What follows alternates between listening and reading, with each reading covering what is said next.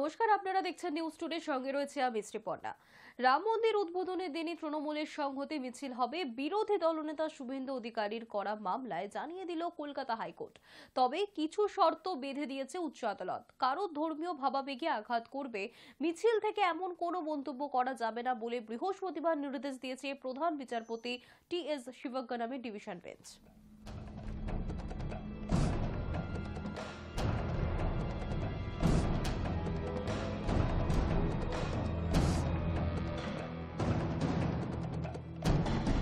রাম মন্দির উদ্বোধনের দিনই তৃণমূলের সংহতি মিছিল হবে বিরোধী দলনেতা শুভেন্দু অধিকারীর করা মামলায়, এমনটাই জানিয়েছে কলকাতা হাইকোর্ট। তবে কিছু শর্ত বেঁধে দিয়েছে তার সঙ্গে উচ্চ আদালতের তরফে।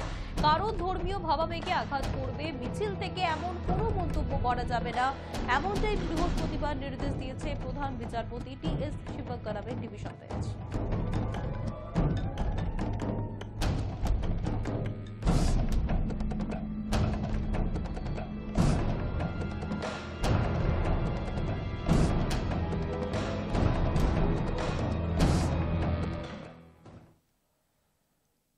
নিয়োগ দুর্নীতি মামলায় ফের অভিযান ইডির। প্রসন্ন রায়ের দুটি ফ্ল্যাটে পৌঁছল ইডি।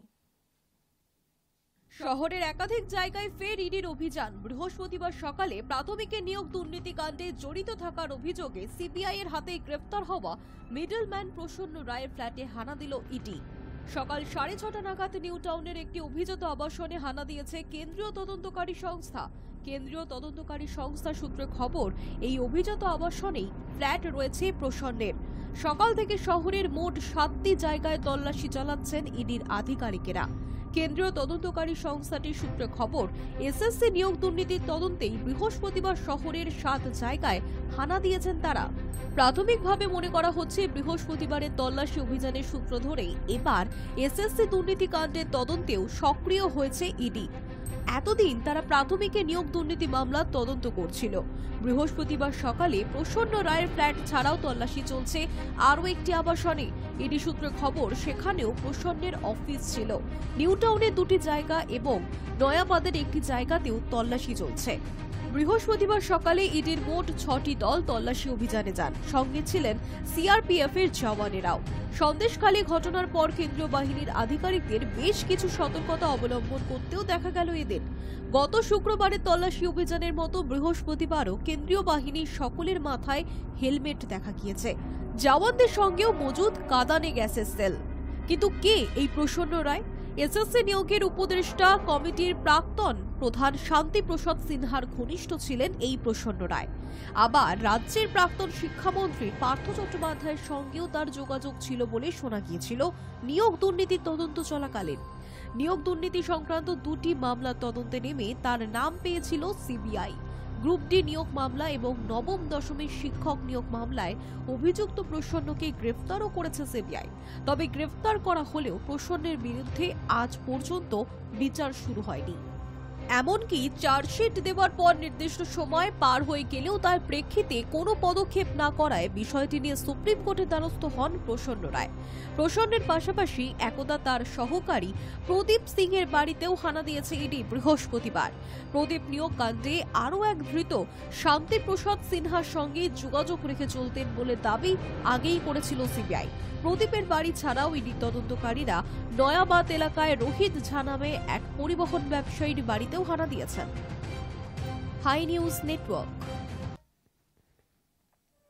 সন্দেশখালী ঘটনায় আইনের উপর পূর্ণ আস্থা রয়েছে। আদালতের সিদ্ধান্ত যাই হোক না কেন আমরা মাথা পেতে নেব, এমনটাই জানিয়েছেন পলাতক তৃণমূল নেতা শেখ শাহজাহানের ভাই শেখ আলমগীর।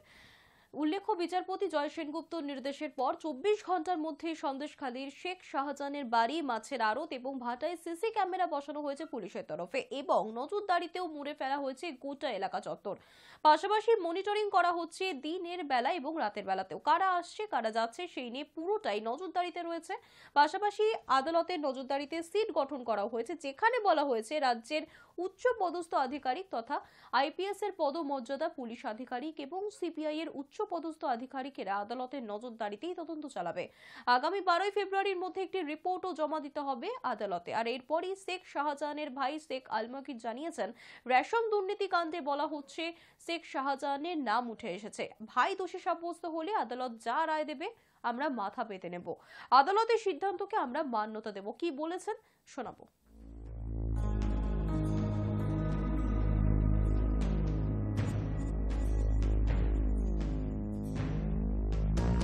দেখুন, আমি বারবারের মতো বলেছি যে আমরা আইনের ঊর্ধ্বে কেউ নয়। যে ঘটনাটা ঘটেছিল সেটা না ঘটলে ভালো হতো, তারপরে ঘটনা ঘটে গেছে যেটা, তার জন্য আমরা খুবই দুঃখিত এবং মর্মাহত। আমি মনে করি আইন যেভাবে চলছে, আইনের উপরে আমাদের পূর্ণ আস্থা আছে। যে মহামান্য আদালত একটা সিট গঠন করার কথা বলেছেন, তারা নিশ্চয়ই, যারা তদন্তকারী অফিসাররা, তারা নিশ্চয়ই সঠিক তদন্তটা করবেন এবং সঠিক নির্বাচন করে দোষীরা সাজা পাবে। এবং সাথে সাথে শেখ শাহজাহান যদি রেশন কেলেঙ্কারিতে দুর্নীতিগ্রস্ত হয় বা কোনো রকম জড়িত থাকে, সেটাও সত্যিটা নিশ্চয়ই বেরিয়ে আসবে। কারণ এটা মনে করি আইন ঠিক সঠিক সিদ্ধান্তটা নেবেন। আমি এখনো পর্যন্ত তার ছোট ভাই হিসেবে আইনের ওপরে আমরা পূর্ণ আস্থা রাখছি। কারণ যেভাবে একের পর এক বিভিন্নভাবে যখন শুভেন্দু অধিকারীরা বসিরহাটে এসে তারা বলছে শেখ শাহজাহানকে দেখে নেব, তার পাতাতাড়ি গুটিয়ে দেব, তার ঠিক কয়েকদিন পরেই যখন ইডি বাড়িতে আসে, সেখানে একটা প্রশ্ন কিন্তু সাধারণ মানুষ, শুধু আমি কেন, সাধারণ মানুষ, এই সন্দেশখালী মানুষের মনে থেকেই যায় যে তাহলে কি এটা পূর্ব পরিকল্পিত, না এতে কোনো রাজনৈতিক সাজেশ আছে।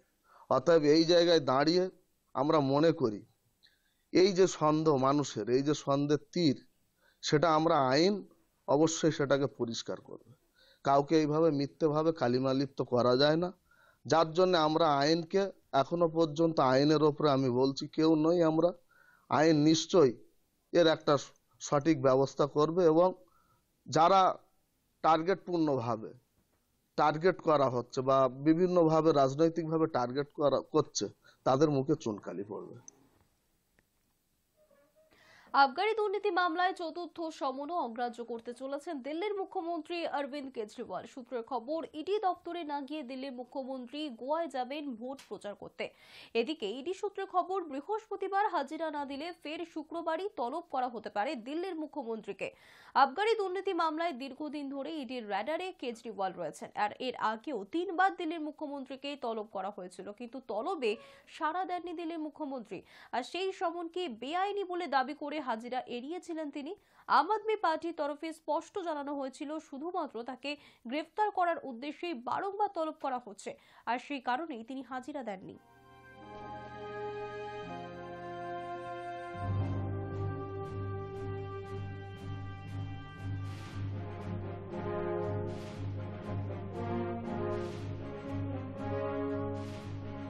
আবগারি দুর্নীতি মামলায় চতুর্থবারও সমন অগ্রাহ্য করতে চলেছেন দিল্লির মুখ্যমন্ত্রী অরবিন্দ কেজরিওয়াল। সূত্রের খবর, ইডি দপ্তরে না গিয়ে দিল্লির মুখ্যমন্ত্রী গোয়ায় যাবেন ভোট প্রচার করতে। এদিকে ইডি সূত্রে খবর, বৃহস্পতিবার হাজিরা না দিলে ফের শুক্রবারই তলব করা হতে পারে দিল্লির মুখ্যমন্ত্রীকে।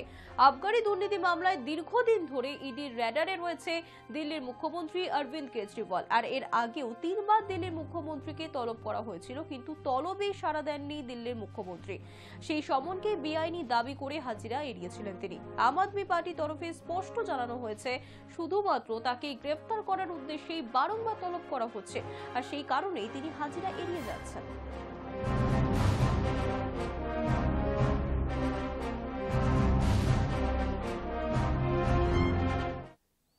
আগামী 7 ফেব্রুয়ারি ভারত সফরে আসছেন বাংলাদেশের নয়া বিদেশমন্ত্রী ডক্টর হাসান মাহমুদ। বিদেশমন্ত্রী হিসেবে দায়িত্ব নেবার পর এটাই তার প্রথম ভারত যাত্রা। গত 15 জানুয়ারি সোমবার ভারতের বিদেশমন্ত্রী এস জয়শঙ্করের তরফে আমন্ত্রণ জানানো হয় তাকে। বাংলাদেশে নিযুক্ত ভারতীয় হাই কমিশনারেটের প্রণয় কুমার বর্মা নিজে গিয়ে নতুন বিদেশমন্ত্রীর সাথে দেখা করার আমন্ত্রণ দিয়েছিলেন। সূত্রের খবর, 3 দিনের জন্য ভারতে আসবেন তিনি এবং এই 3 দিনে উভয় দেশের বাণিজ্য সম্প্রসারণ, সীমান্ত হাট, আন্তর্জাতিক আন্তর্জাতিক সম্পর্ক সহ নানা ইস্যু নিয়ে আলোচনা হতে পারে।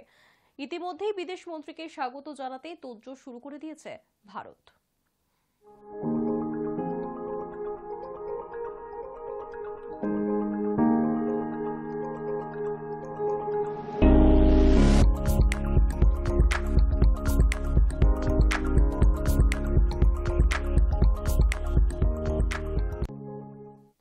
অবশেষে দাদুর স্বপ্ন পূরণ। রাম মন্দির নিয়ে একটি বিশেষ বার্তা দিলেন অভিনেতা অনুপম খের।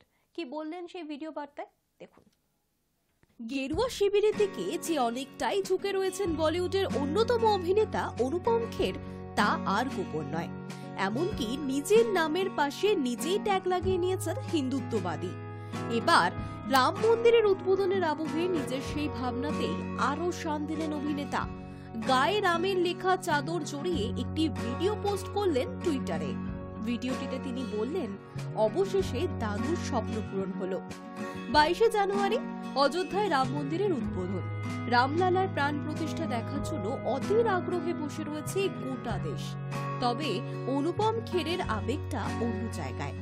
ভিডিও পোস্ট করে সেই আবেগের কথাই তুলে ধরলেন অভিনেতা। ক্যাপশনে লিখলেন, জয় শ্রীরাম। 22শে জানুয়ারি অযোধ্যায় রাম মন্দিরের উদ্বোধনে আমার দাদু অমরনাথজির প্রতিনিধিত্ব করব। রাম মন্দিরের স্বপ্ন দেখেছিল আমার দাদু। কাশ্মীরের সমস্ত হিন্দু ভাই বোনরা সেদিন আমার আত্মার সঙ্গে জুড়ে থাকবে। जय श्री राम। यूं तो सदियों से हम दीपावली मनाते आए हैं, प्रभु श्री राम के घर लौटने का उत्सव मनाते आए हैं। घी के नहीं, हम उल्लास के दियों में आस्था की ज्योत जलाते आए हैं। लेकिन वो दीपावली अगर प्रतीक है घर वापसी का, तो 22 जनवरी का अयोध्या में श्री राम जन्मभूमि का महासमारोह प्रमाण होगा प्रभु श्री राम के प्रताप का। ये साक्षी होगा इस बात का कि हजारों साल से चली आ रही हमारी भक्ति कितनी अटूट है। ये ना तो अत्याचारों के छैनी हथौड़ों से चटक पाई, न बरसों के अन्याय से भटक पाई। ईश्वर में विश्वास स्वयं ईश्वर को भी हमारे पास ला सकता है। शौर्य और धैर्य हाथ पकड़कर चलें तो अतीत भी अपनी भूल सुधार सकता है। हजारों साल का विश्वास, करोड़ों दिलों की आस्था, सैकड़ों वर्षों की प्रतीक्षा और एक नाम जय श्री राम, भक्ति की शक्ति का यह गणित अद्वितीय है।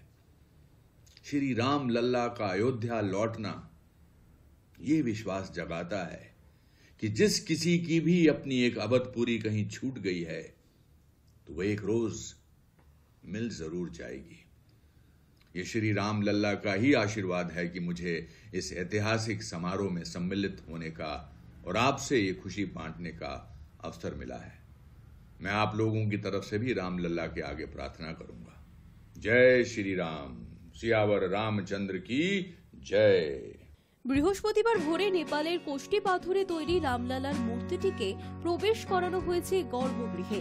গৃহপ্রবেশের আগে এক দফা পুজো হয়েছে ভগবানের। এরপর জয় শ্রীরাম ধ্বনি সহযোগে ক্রেনের সাহায্যে মন্দিরে ঢুকলেন রামলালা। 22 তারিখ বেলা 12:20 নাগাদ শুরু হবে প্রাণ প্রতিষ্ঠা অনুষ্ঠান। Hi News Network. News Today এখনকার মতো এই পর্যন্তই। দেখতে থাকুন হাই নিউজ নিরপেক্ষ।